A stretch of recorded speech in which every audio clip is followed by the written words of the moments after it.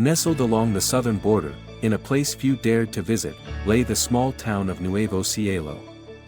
Once a thriving community filled with hardworking families, bustling markets, and the laughter of children playing in the streets, it had now become a ghost town. Fear hung heavy in the air, an invisible force that silenced conversations and locked doors long before sunset. The town was no longer ruled by law or justice, it was controlled by Los Sombras, a ruthless cartel that had turned Nuevo Cielo into their personal stronghold. For Valeria, a 12-year-old girl who had known nothing but the shadow of violence, life was a daily battle between survival and hope. Her father, Javier, had been a truck driver, respected for his integrity and unwillingness to bow to corruption. But in a town where defiance meant death, his honesty came at a cost. One fateful evening, he refused to transport illegal cargo for the cartel. The next morning, as Valeria watched from the window, she saw him gunned down in cold blood, his body left in the middle of the street as a warning to anyone who dared to resist. Her mother, Elena, did what many others had done. She taught Valeria to stay silent, to avoid eye contact, and to never speak of the things she had seen. "It's the only way to survive," she whispered, her voice trembling. But as Valeria walked through the empty streets, past abandoned storefronts and crumbling homes, she couldn't shake the feeling that survival wasn't enough. This wasn't living. This was merely existing. She dreamed of a day when Nuevo Cielo could be free again. When laughter could return, when her mother could walk outside without fear. And so, with trembling hands and a heart full of defiance, she reached for a sheet of paper and began to write. Sitting at the small wooden table in their dimly lit kitchen, Valeria gripped her pencil tightly, her heart pounding in her chest. The flickering glow of a single candle cast shadows on the walls, but she refused to let the darkness consume her. She had spent countless nights lying awake, wondering if anyone beyond the borders of Nuevo Cielo even knew of their suffering. The adults had given up hope, their spirits broken by years of violence and fear. But she was only 12, too young to accept that this was the way life had to be. She took a deep breath and pressed her pencil to the paper. "Dear Mr. President," she began. Her hands trembled, not from fear but from the weight of the words she was about to write. "If you are reading this, please help us. My town is no longer a home. The adults are too scared to speak, and we, the children, have no future. I don't know if this letter will ever reach you, but if no one does anything, nothing will ever change." As the words spilled onto the page, tears welled in her eyes. She wrote about the once thriving town that had become a prison, the people who had vanished without a trace, and the silence that suffocated them all. She wrote about her father, the man who had been her hero, and how his life had been stolen in an instant. She wrote about the way her mother flinched at every loud noise, the way neighbors spoke in hushed whispers, and the way fear had become their only companion. She knew it was a long shot. What were the chances that the President of the United States of America, a man ruling over an entire nation, would read a letter from a 12-year-old girl in a forgotten town? But she also knew that if she did nothing, nothing would change. With careful hands, she folded the letter and tucked it into her jacket pocket. There was only one person she trusted to deliver it, Sergio, the last remaining bus driver who still passed through Nuevo Cielo. The next morning, she made her way to the dusty bus stop, her heart racing with every step. When the battered old bus rumbled to a stop, Sergio stepped down, his eyes weary but kind. He had seen too much, endured too much, yet he remained one of the few who had not abandoned the town. She approached him cautiously, holding out the letter with both hands. "Please, take this," she pleaded. "Make sure it gets out." Sergio hesitated, glancing around as if expecting danger to appear at any moment. His weathered face softened as he met her determined gaze. "You know this could be dangerous, right?" he asked. Valeria nodded. "I don't have any other choice." For a moment, he simply stared at her, then, with a resigned sigh, he took the letter and slipped it into his coat. "I'll do my best," he murmured. "For you. For all of us." As the bus pulled away, kicking up clouds of dust, Valeria watched it disappear into the horizon. The letter, her one fragile thread of hope, was now out in the world. And she prayed that it would find its way to someone who could change everything. Valeria's letter left Nuevo Cielo in the worn hands of Sergio, the last bus driver who dared to pass through the forgotten town. It was a fragile hope, tucked away in his coat pocket, carried through miles of barren roads and abandoned highways. She had no way of knowing if it would ever reach the right person, or if it would disappear like so many voices that had dared to cry out for help before. But fate has a way of moving mountains when courage meets desperation. The letter changed hands more than once. Sergio, wary of keeping such a dangerous secret, passed it to Mariana, a postal worker in a nearby town who still believed in doing the right thing, even when it seemed impossible. From there, it traveled up the chain, carried by whispers and acts of quiet defiance, until it landed on the desk of Miguel Ramirez, a veteran journalist who had spent his career chasing stories that others were too afraid to tell. Miguel had seen suffering before. He had written about forgotten towns, corrupt officials, and crime syndicates that operated in the shadows. But as he unfolded Valeria's letter, something inside him shifted. The words, written in shaky but determined handwriting, struck him deeper than any report, any statistics, any tragedy he had covered before. "A child wrote this," he murmured to his colleague, his voice heavy with disbelief. "A child is braver than all of us." He knew that stories like this often went unheard, buried beneath bureaucracy and indifference. But this was different. This wasn't just another statistic. This wasn't just another crime-ridden town lost to corruption. This was a desperate plea from a little girl who still believed in the possibility of change. Miguel spent the next 24 hours writing. He crafted an exposé that laid bare the horrifying reality of Nuevo Cielo, how an entire town had been silenced, how law enforcement had turned a blind eye, how people like Valeria and her mother lived every day knowing that one wrong word, one misstep, could mean death. He knew that exposing the truth came with risk, but he also knew that silence was the greatest weapon of those in power. When his article was published, it spread like wildfire. The media picked up the story, and soon, it was no longer just another forgotten tragedy. It was headline news. It didn't take long before the letter, Valeria's letter, found its way onto the desk of President Donald Trump. In the hushed atmosphere of the Oval Office, the leader of the free world read the words of a 12-year-old girl from a town that no one had spoken about in years. His advisors stood nearby, waiting for his response. Some had already dismissed the situation as complicated, insisting that intervening in Nuevo Cielo would be risky. But as he set the letter down, the room remained silent. The president's expression was unreadable, but his grip on the paper was firm. Finally, he spoke, his voice steady and clear.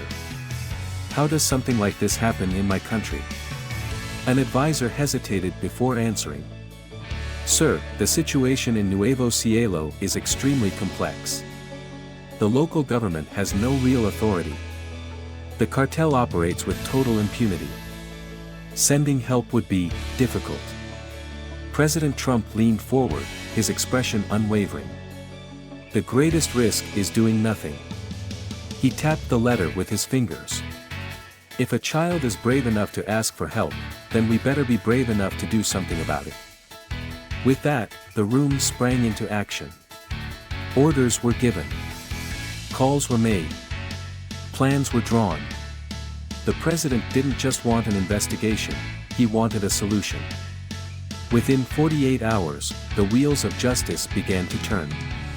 A covert investigation team was deployed to Nuevo Cielo, blending in as locals to gather intelligence on the cartel's operations. A special task force was assembled to launch a decisive raid on the gang's headquarters. The Department of Urban Development drafted plans for immediate relief, clean water, medical aid, infrastructure repairs, and security reinforcement. But as the first federal agents moved quietly into Nuevo Cielo, they quickly realized the truth was worse than they had imagined. The town wasn't just under the control of one cartel. It was a critical hub in a vast transnational criminal network, protected by a web of corrupt officials and law enforcement officers who had long since stopped serving the people. Their initial reports back to Washington came with a chilling warning: this isn't just a town in crisis. It's a key battleground. Failure here could have serious repercussions. Back in the White House, President Trump remained resolute. "We're not just fighting criminals," he said. "We're fighting to restore faith. And I won't let Valeria or any child wait a moment longer." Meanwhile, in Nuevo Cielo, Valeria remained unaware that her letter had set an unstoppable force in motion. She still walked the same streets, still avoided the same dangers. But something had shifted. She felt it in the way her mother looked out the window more often, as if expecting something, or someone, to arrive. And in the quiet shadows of the town, unfamiliar figures had begun to appear, watching, waiting, planning. Something was changing. She just didn't know if it was for better or worse. The winds of change had begun to stir in Nuevo Cielo, though few knew just how close their salvation had come. In the stillness of the night, as the town remained shackled by fear, a new kind of movement was taking place, one that could alter the course of history for the forgotten town.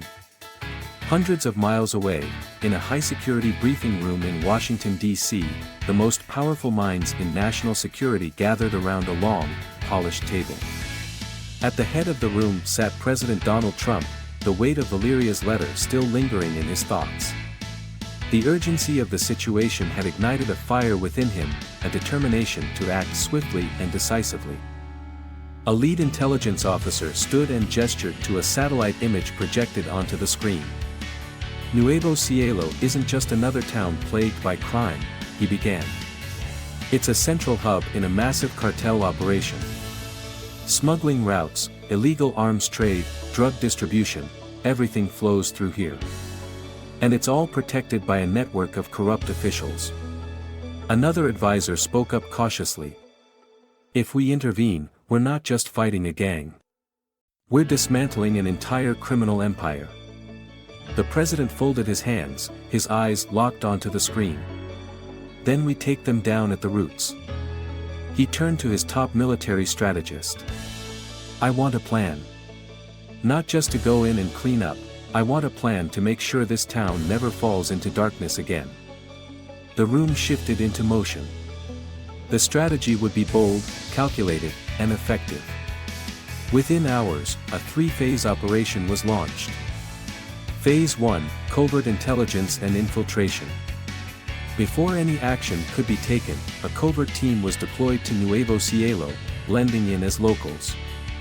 They moved through the crumbling streets unnoticed, gathering intelligence on the cartel supply lines, hidden warehouses, and, most importantly, the officials who had turned a blind eye to the suffering. What they uncovered was worse than expected.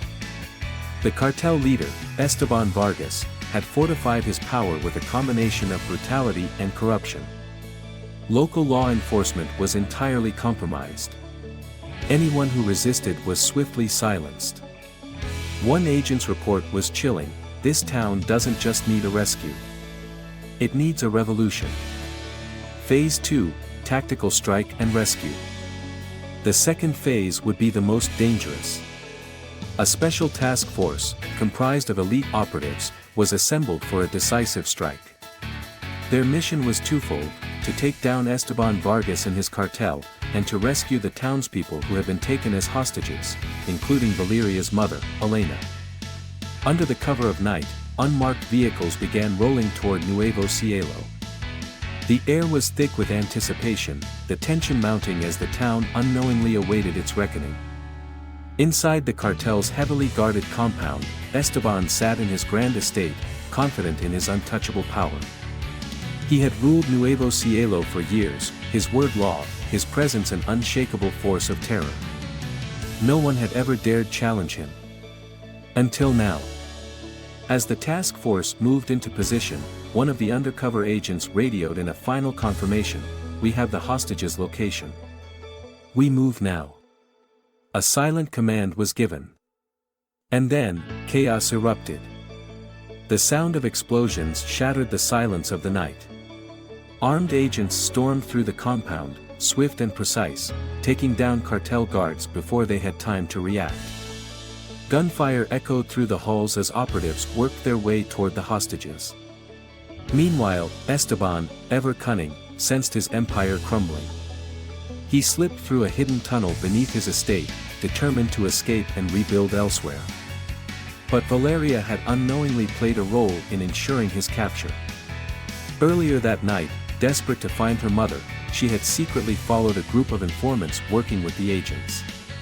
She knew the town's hidden paths better than anyone, thanks to her father's old delivery routes.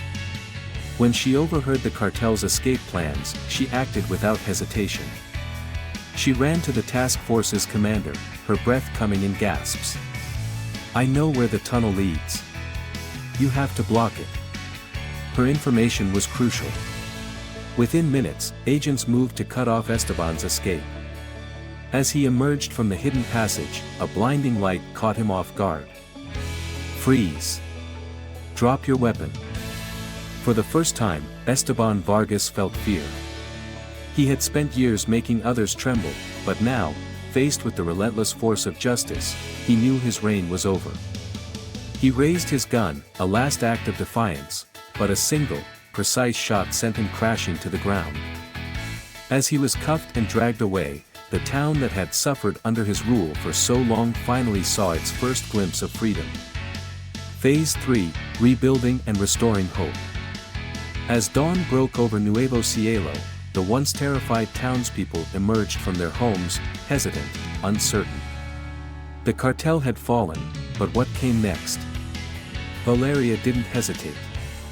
She stood at the town center, her small hand gripping her mother's as she watched federal workers arrive with trucks full of supplies, food, clean water, medical aid. The town was still scarred, but for the first time in years, there was hope. A federal agent climbed onto the steps of the old, dilapidated town hall and raised his voice. "We didn't just come here to save you. We came here to help you rebuild. But this will only work if all of you stand together." A moment of silence passed. Then, an older man stepped forward, his voice shaking with emotion. "I was afraid for so long. I thought that if I stayed silent, they would leave us alone. But now I realize silence is never the answer." Another voice chimed in. "We can rebuild. We just need to start." That day, the people of Nuevo Cielo chose to fight, not with guns, but with unity. Walls once scarred with bullet holes became canvases for murals of doves and rising suns. Storefronts were reopened. Schools prepared to welcome students again. A new hospital was planned, and the town square, once a place of fear, became a place of celebration. And in the heart of the town, where once there had been nothing but despair, a new sign was raised above a rebuilt community center. The Valeria Center for Hope. Her letter had started it all. And now, Nuevo Cielo had a future again. A town reborn. The sun rose over Nuevo Cielo, but for the first time in years, it didn't rise over a town weighed down by fear. Instead, it bathed the streets in golden light, shining on a place that had finally broken free from the shackles of terror. The cartel was gone. Esteban Vargas and his men had been captured, their reign of cruelty shattered. The corrupt officials who had turned a blind eye for so long were arrested, stripped of the power they had abused. And yet, as the dust settled, the people of Nuevo Cielo found themselves standing in the middle of a broken town. The battle had been won, but the war for their future was just beginning.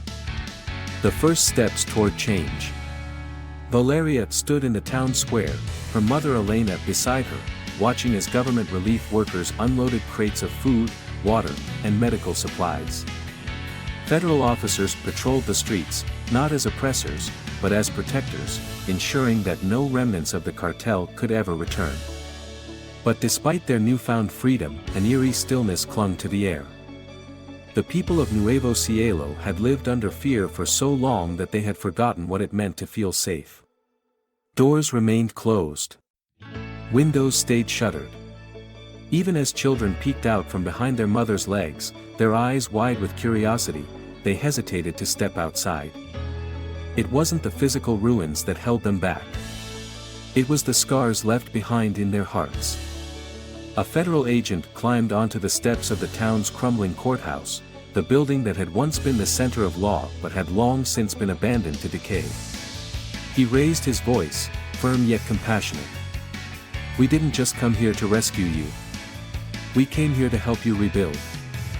He let his words hang in the air, looking at the wary faces in the crowd. "But this isn't something we can do alone. If this town is going to thrive again, it has to start with you." Silence. Then, after a long pause, an older man stepped forward. Luis, a man who had once owned a small grocery store, but had been forced to shut it down when the cartel demanded protection money he could never afford. His voice trembled, but his resolve was clear.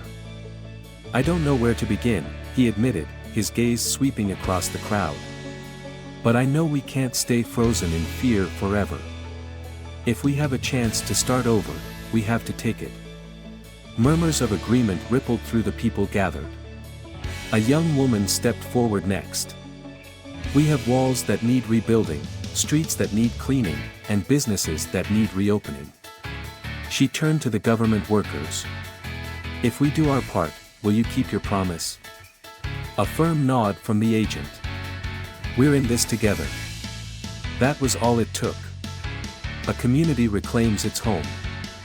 That very afternoon, the people of Nuevo Cielo picked up their tools and their courage. Men and women, young and old, worked side by side. Walls that had been scarred by gunfire became canvases of hope, painted with bright murals of doves, of rising suns, of words like Libertad and Esperanza.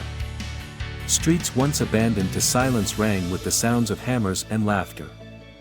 Valeria and a group of children took to the walls of the old school, dipping their brushes in paint and writing the words, "Our future starts here." And for the first time in a long time, there was joy. Stores reopened. The town's only doctor, who had nearly left for fear of his life, reopened the clinic. The bakery began selling fresh bread again, its scent drifting through the streets like a reminder of better days. A small community center was established, where people could gather to discuss their town's future, a place where no one had to be afraid to speak anymore. A special visitor. Weeks later, something happened that no one in Nuevo Cielo could have ever expected. A helicopter appeared in the sky, descending into the town square, kicking up clouds of dust. The people watched in stunned silence as the door opened and President Donald Trump stepped out. He didn't arrive with an entourage of officials. He didn't stand behind a podium or deliver a rehearsed speech. Instead, he stood in the middle of the crowd, the same town that had once been silenced by fear, and he listened. He listened to Luis talk about reopening his store, to the young woman who had helped organize the community efforts, to the doctor who spoke of the urgent need for medical supplies and better healthcare. And finally, he turned to Valeria. She stood beside her mother, her hands still stained with paint from the murals she had helped create. Despite her small stature, she held herself with the quiet strength of someone who had faced darkness and refused to let it consume her. The president's voice was softer than usual, but filled with sincerity. "You taught us all something, Valeria." He reached into his pocket and unfolded a piece of paper, her letter, now worn at the edges but still carrying the weight of the words she had written. A 12-year-old girl reminded us that courage is stronger than fear. He looked at the crowd, his voice firm. "The story of this town is proof that one voice can change everything." Applause erupted. Tears streamed down faces. And in that moment, Nuevo Cielo was no longer just a town that had been saved. It was a town that had reclaimed itself. The future of Nuevo Cielo. Before leaving, President Trump made a promise, not just for aid, but for lasting change. Nuevo Cielo would receive the resources it needed to rebuild its schools, improve its infrastructure, and ensure that no cartel could ever return. That same day, the townspeople gathered to lay the first bricks of a new school and a new hospital. Above the entrance of the community center, a bold new sign was raised. The Valeria Center for Hope. Her letter had started everything. A single voice had carried across the nation, reaching the highest office in the land. And because of it, Nuevo Cielo had not only found its light again, it had found its strength. As the sun set over the town, Valeria sat in the square, staring at the horizon. For the first time in her life, she wasn't afraid of the night. Because now, she knew, there would always be a new dawn. A legacy of hope. Months had passed since the day Nuevo Cielo reclaimed its freedom. The transformation was almost unimaginable. What was once a place where people whispered in fear had become a town filled with laughter, resilience, and life. The streets, once cracked and deserted, now bustled with families rebuilding their homes and businesses. The walls, once riddled with bullet holes, were now covered in murals, images of doves, rising suns, and powerful words like Libertad and Esperanza. But beyond the physical changes, something deeper had shifted. The people had changed. They were no longer afraid. A town that refused to be forgotten. In the heart of Nuevo Cielo stood the newly rebuilt Valeria Center for Hope, a place where children could study, where families could gather, where dreams could be nurtured. Inside, framed and hanging on the wall for all to see, was the letter that had started it all, Valeria's letter to President Donald Trump. People came from across the region to see the town that had defied the odds, to hear the story of how a 12-year-old girl had sparked a movement. Journalists who had once overlooked the suffering of Nuevo Cielo now wrote about its miraculous recovery. Government officials who had once dismissed it as a lost cause now pointed to it as a model of resilience and restoration. But for Valeria, none of it had been about fame or recognition. It had never been about being remembered. It had been about change. She walked through the town square one morning, her mother Elena by her side, watching as shopkeepers opened their doors, as children played without fear. It felt surreal to think that just months ago, these same streets had been empty, these same people too afraid to leave their homes. "Do you think Papa would be proud?" Valeria asked softly. Elena knelt beside her daughter, brushing a loose strand of hair behind her ear. "He would be more than proud. He would be in awe of you." Valeria smiled, but her gaze remained fixed on the horizon. There was still so much work to be done. A visit from the president. One crisp autumn morning, as the town was preparing for its first-ever community festival, a familiar sound filled the air, the distant hum of helicopter blades. People turned their heads, watching in disbelief as Marine One descended toward the town square. The moment the helicopter door opened, President Donald Trump stepped out, greeted by stunned silence that quickly erupted into applause. This time, he had come not for crisis management, not for a rescue mission, but to witness the triumph of a town that had risen from the ashes.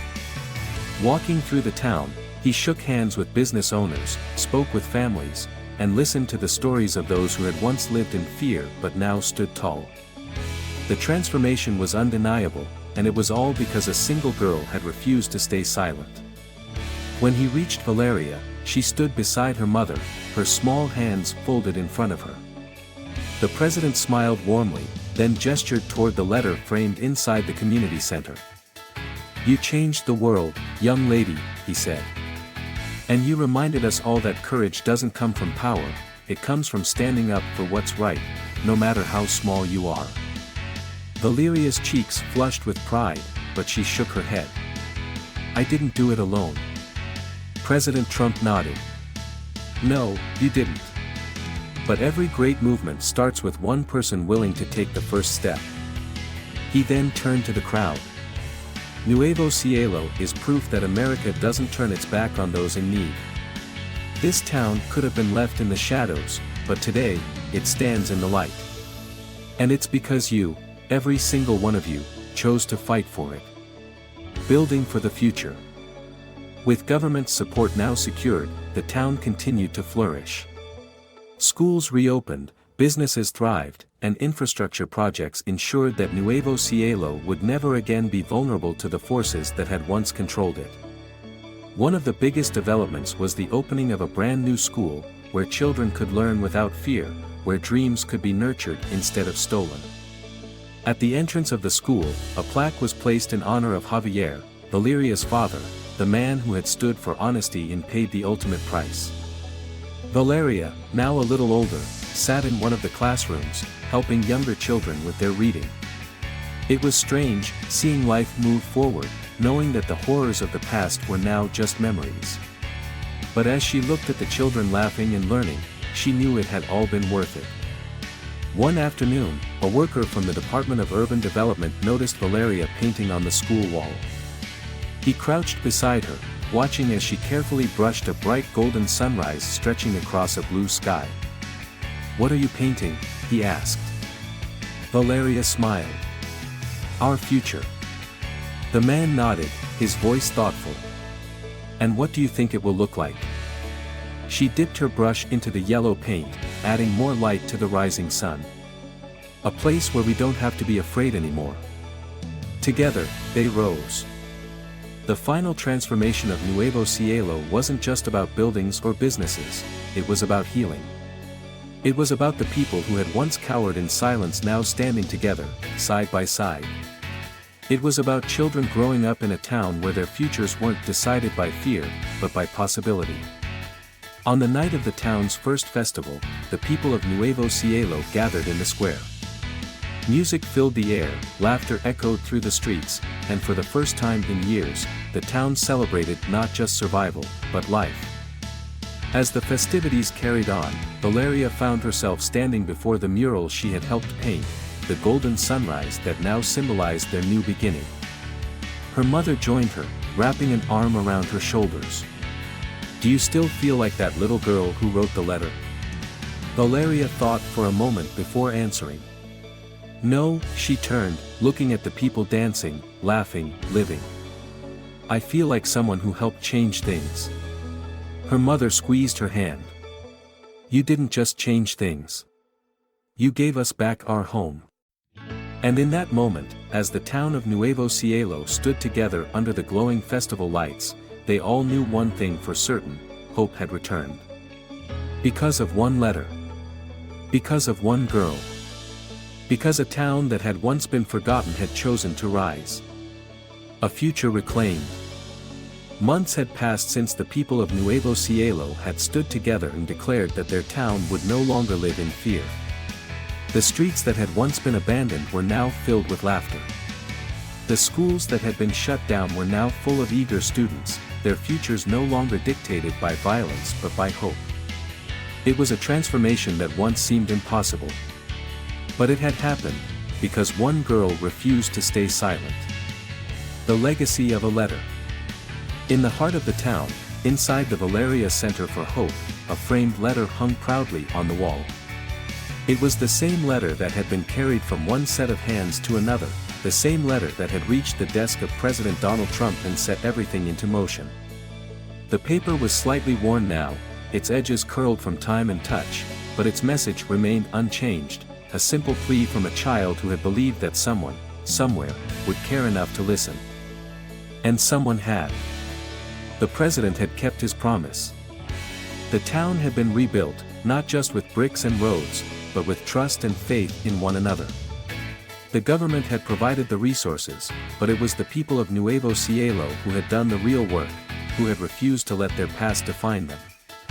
Valeria's new dream. One evening, as the golden sunset cast long shadows across the square, Valeria stood in front of her mural, a bright sunrise painted across the side of the school. It was her favorite place to think. Her mother, Elena, walked up beside her, watching as she traced the painted rays of the sun with her fingers. "What are you thinking about, Mija?" Valeria sighed, a small smile playing on her lips. "I used to dream about leaving this place. About escaping. But now, I don't want to leave. I want to stay and help." Elena studied her daughter for a long moment, pride shining in her eyes. "Help how?" Valeria turned, her expression determined. "I want to make sure no one ever forgets what happened here. That no other town ever has to feel like we did." I want to tell our story." Her mother smiled and wrapped an arm around her. "Then tell it, Mija. The world needs to hear it. A town that would never be forgotten." That night, as the town gathered once more in the square, celebrating not just survival but renewal, Valeria knew something deep in her heart. Nuevo Cielo was no longer just a place that had been saved. It was a place that had risen. And as long as she lived, she would make sure its light never faded again. The core message of the story. The story of Nuevo Cielo is more than just a tale of survival. It is a testament to the power of courage, resilience, and the undeniable strength of the human spirit. At its heart, it is about the belief that even in the darkest of times, one voice can ignite change. A single letter, written by a 12-year-old girl, managed to break through walls of fear, corruption, and indifference. It proved that no act of bravery is too small, no plea for justice too insignificant. Through Valeria's unwavering determination, we are reminded that true strength does not come from power or force, but from the ability to stand up for what is right, even when the odds are impossible. The people of Nuevo Cielo, once broken and silenced, reclaimed their town not through violence, but through unity, perseverance, and hope. Their story is proof that oppression and fear do not have to be permanent, that change is possible when people refuse to accept the status quo. This story is not just about a town, it is about the world. It is a call to action, a reminder that when we see injustice, we must not look away. Because change always begins with those brave enough to demand it. Lessons learned from Nuevo Cielo. Courage has no age. Valeria was only 12, yet she accomplished what many adults had feared to do. This proves that bravery is not about size or strength, but about conviction and action.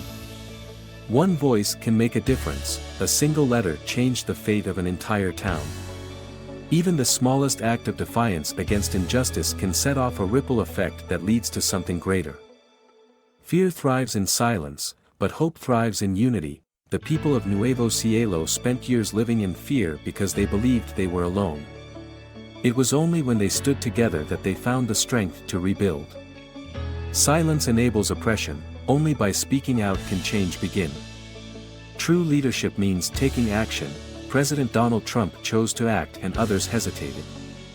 His decision to intervene showed that leadership is about responsibility, not just authority. The best leaders recognize when action must be taken, no matter how complicated the situation. Hope is stronger than fear. For years, the cartel ruled Nuevo Cielo through fear. But in the end, hope proved to be the most powerful force. The town was not just saved, it was reborn. Rebuilding is not just about walls, but about people. The government provided resources, but it was the people who rebuilt their town. Healing from darkness requires more than just repairing buildings, it requires restoring trust, dignity, and faith in the future. Never underestimate the power of storytelling. Valeria's story traveled across the country and inspired a movement. Stories have the power to change minds, awaken empathy, and inspire action. Ultimately, Nuevo Cielo teaches us that no matter how dire the situation, there is always a way forward. But the first step must always be taken by those brave enough to believe that change is possible.